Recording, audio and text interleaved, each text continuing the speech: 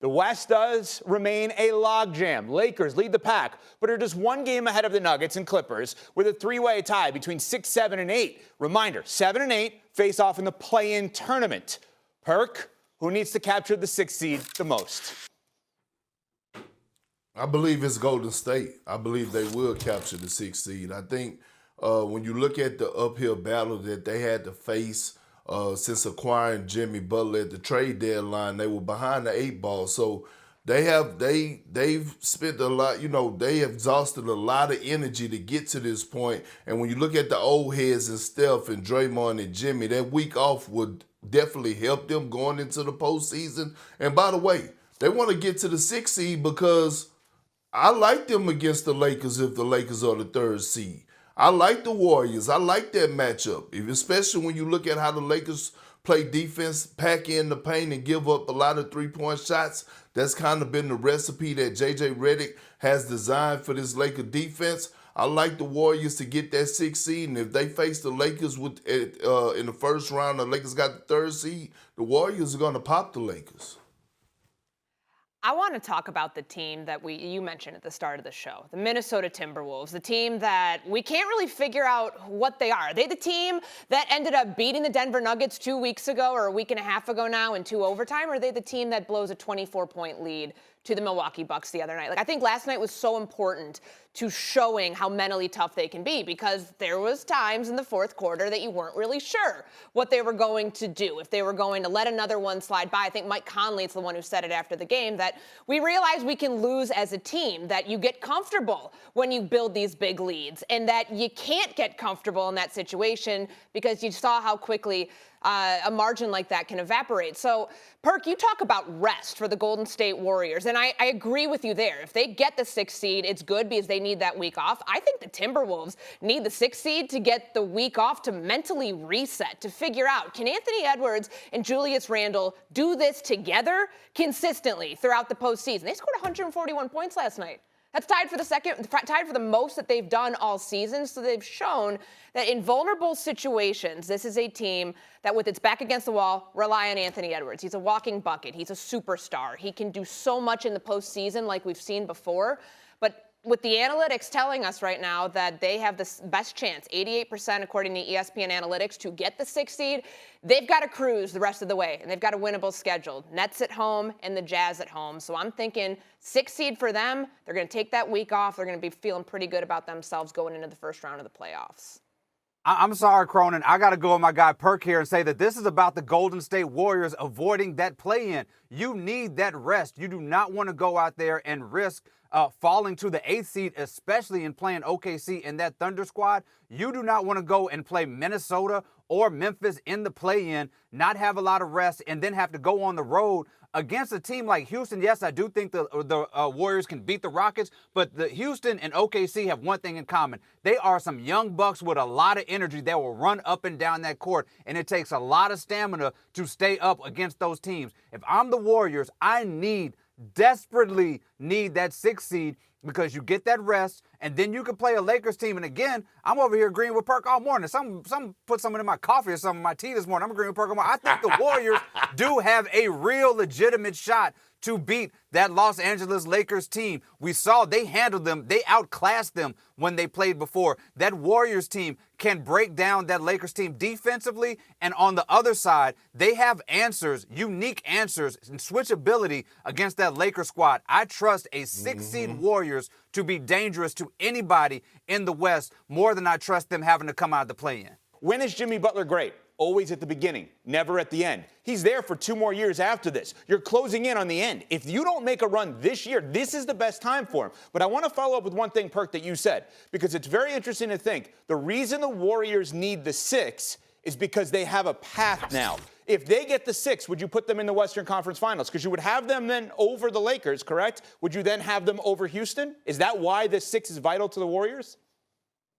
Absolutely. Absolutely it is. And it's just because they have their identity, right? And look, the Warriors are going to score buckets. They have Steph Curry, who's just, been on the tab late, but Jimmy Butler and Draymond Green, what they're able to do defensively, their IQ, They're able to disrupt any offense by themselves at times. We can pull up multiple possessions and clips of watching them just be a one-man show defensively. And now you were seeing guys like Moses Moody take that leap offensively. His numbers has went up since the Jimmy Butler trade. Pajimski, he's becoming a two-way player. Offensively, he's shooting the rock. And so when I go back and I look at the Warriors, they check all the boxes. But here's what I say to this point. We got to remember, the Warriors was basically a lottery team before Jimmy Butler arrived. I believe they was, 11th in the Western Conference? So they had to exhaust so much energy just to get to this point. That week off is going to do wonders for them. They need the 6th seed more than anybody else that's fighting for that 6th seed. Evan, you said that the Golden State Warriors went out and got Jimmy Butler so they could avoid play-in territory, which of course makes a lot of sense. But where's Jimmy been really good the last couple of years?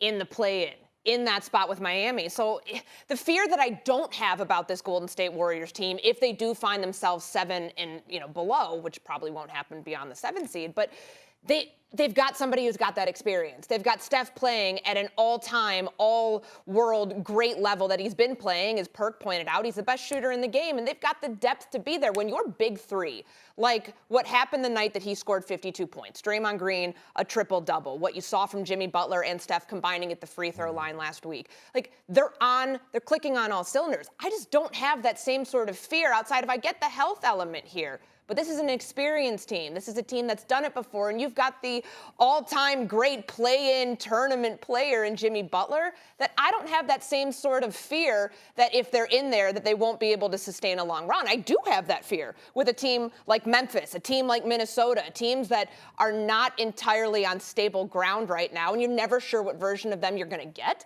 So I'd rather, if I'm them, I'd rather be a little bit more confident to have that week off to regroup, to make sure that mentally that team's in the right place, Minnesota's who I'm referring to there, to be able to sustain that long run. But maybe I need whatever David was putting your coffee this morning to agree with Perk, because I just don't have any fear about the Golden State Warriors at this point, whether they're in the play-in territory or whether they do get that 6th seed.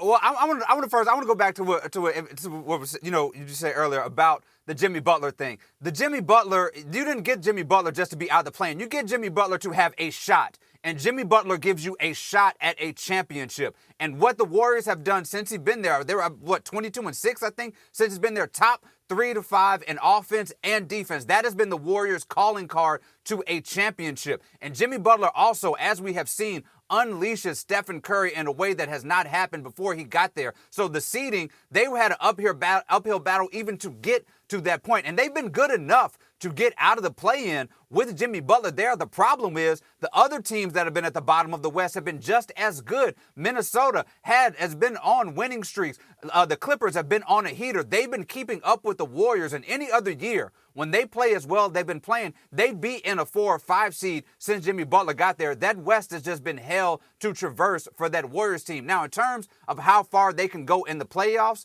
if they're on the opposite bracket from the OKC Thunder, and you're looking at them at a 6th seed, playing the Lakers first, then playing an inexperienced Rockets team that struggles down the stretch in those fourth quarters, yes, the Warriors, lock it in, are a Western Conference Finals team. And then when you play against OKC, anything is possible against that Thunders team. We've seen the Warriors beat them already this season without Jimmy Butler. And if there are 3 people I trust in that Warriors team in the playoffs. The Warriors have a unique thing that nobody else in the playoffs have. They have 3 players that get better come playoff time. Nobody else in the NBA has that. They have playoff Jimmy, they have MVP Steph, and they have defensive enforcer Draymond Green on that team. I trust them on the opposite side of that bracket to lock in if they're in the 6th seed to the Western Conference Finals.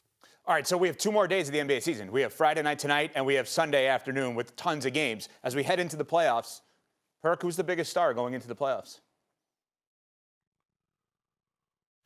The biggest star going into the playoffs, I gotta go with Jayson Tatum. He's a guy that has been slept on this entire season, right? I have him top 5 in the MVP conversation, and I think he's going to be on the mission, right? And I also believe that he has the most to prove. Jayson Tatum my boy Wendy would disagree with me on this, has been disrespected. I've never seen an NBA champion more disrespected than like I saw Jayson Tatum after he won this NBA championship. From the fact of he didn't get the finals MVP. He didn't get conference MVP, conference finals MVP. He didn't have the R after he won the championship. He was disrespected when he went to the Olympics. Like everything. He's been criticized and called everything but a child of God instead of respecting what this man has brought to the table. And then people take away from the MVP conversation and they say, you know what? Oh, he has the pieces around him. He's still putting up 28 points a night. He's still giving you 9 rebounds and 6 assists. Wanna try to boast at what I look like. Think I'm gonna try to wear, pull up all brains. Jimmy with the heat, I'm on fire. It's NBA on the ESPN.